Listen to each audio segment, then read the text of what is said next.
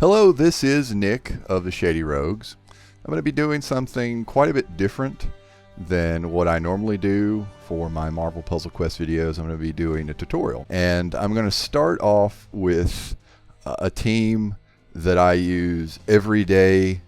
I guess you would probably call this my default team.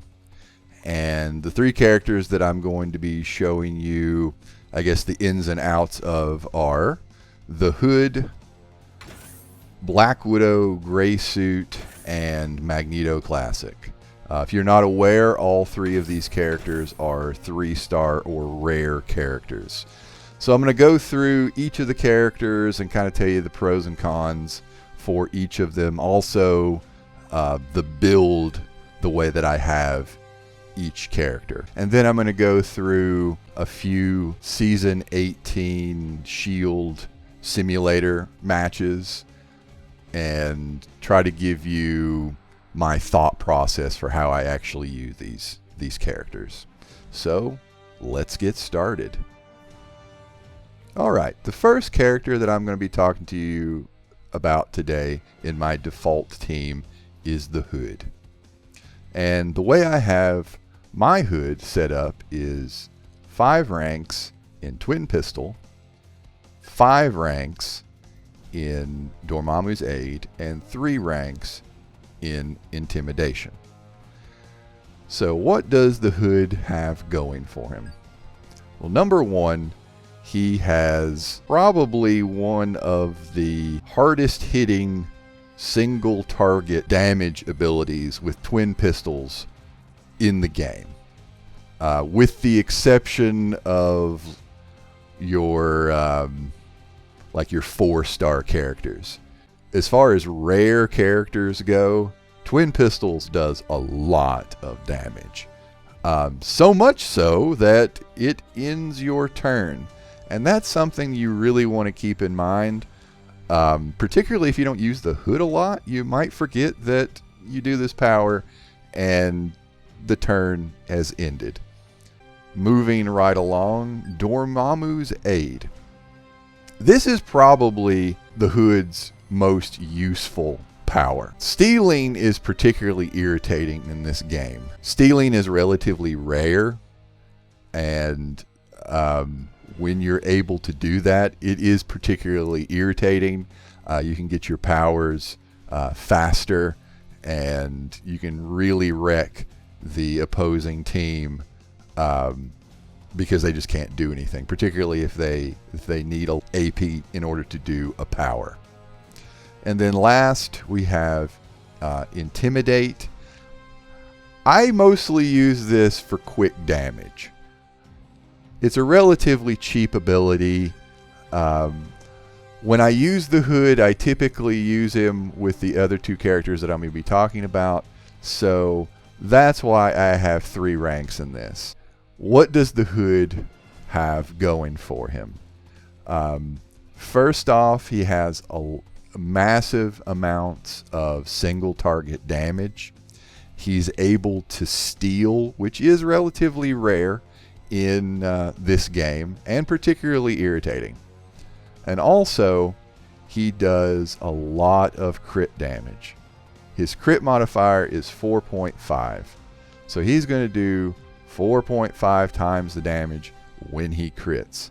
That is, to my knowledge, the highest amount of critting in the game. So that is relatively rare. So that's what he's got going on for him.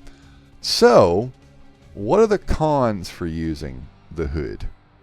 Well, first off, he has, I do believe, the lowest amount of life for any of the rare characters. So he is a bit of a glass cannon.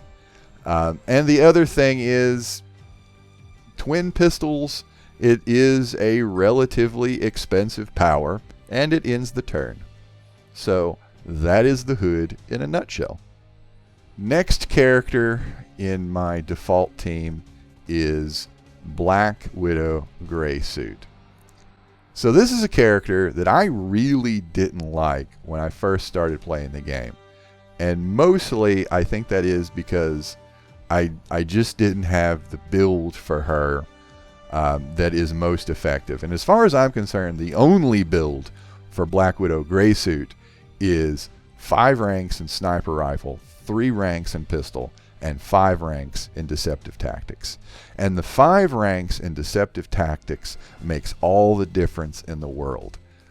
Mostly because her Sniper Rifle ability is so expensive. It's 19 green AP.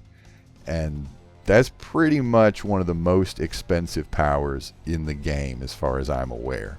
So the thing that you're really going to want to use her for is she does massive amounts of damage to the enemy team with Sniper Rifle. The other thing she has going for her is her Deceptive Tactics, which in my opinion is just as important a power as Sniper Rifle. Deceptive Tactics is going to allow you to get enough ammunition to pull off Sniper Rifle.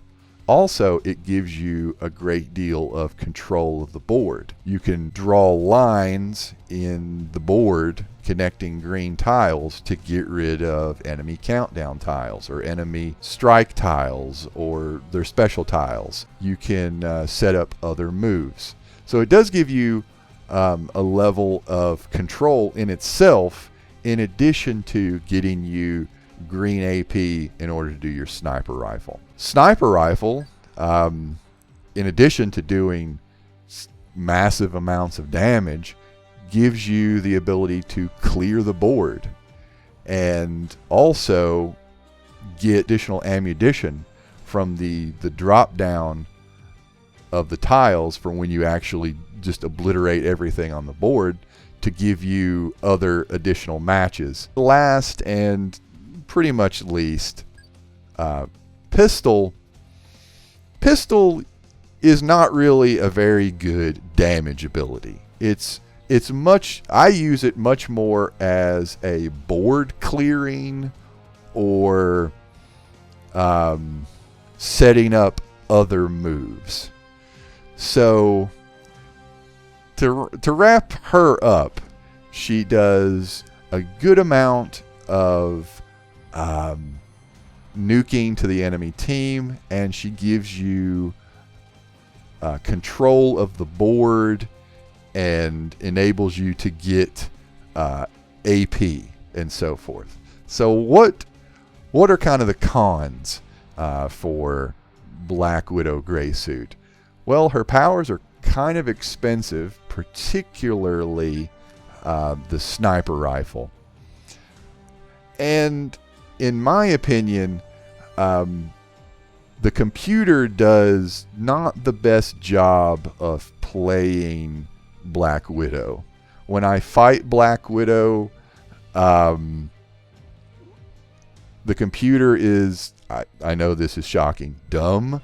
And the computer really doesn't use Deceptive Tactics very effectively.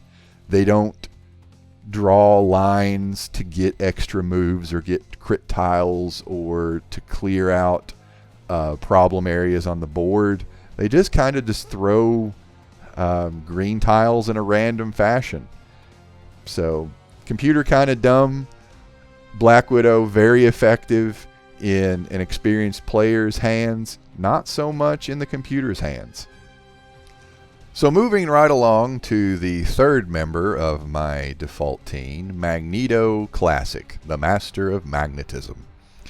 The way I have Magneto Classic set up is 3 ranks in Coercive Field, 5 ranks in Polarizing Force, and 5 ranks in Magnetized Projectiles. So, I have my build set up for damage. Another build that is effective would be more of a defensive build, and that would be 5 ranks in Coercive Field with just 3 ranks in Polarizing Force. What does Magneto have going for him? He has a single target ability in Magnetized Projectiles. It does a lot of damage. In addition to doing a lot of damage, it switches around the board, giving the opportunity to make additional matches to do additional damage and get additional ammunition. Polarizing Force can do a whole lot of damage. It's probably better in the hands of the player rather than the computer because it is tile dependent. And everything that I say about polarizing force can also be applicable to magnetized projectiles because it is tile dependent. If there's not a lot of red and blue tiles, it's not going to do as much damage. Just like if there's not a lot of team up tiles on the board, it's going to do less damage. And the computer really doesn't care. If it has 8 red AP, and there are at least 1 team up tiles on the board, the computer's going to do it. And it's going to do a whopping 261 points of damage. Compared to much more if there were many more team up tiles. So probably in an experienced player's hand, Magneto will be more effective than the stupid computer. Also, if damage really isn't your thing, Magneto does a really good job of turtling up and reducing incoming damage.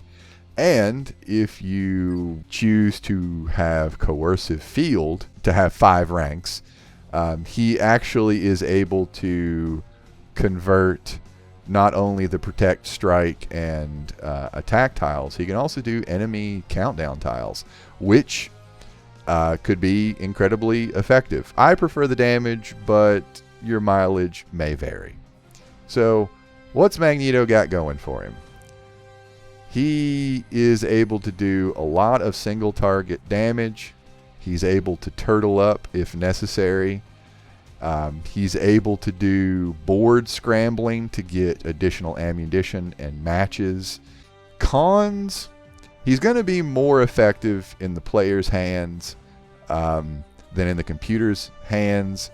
A little bit more so, in my opinion, because of the tile dependency. But that's enough blathering on about Magneto. Let's get to the matches.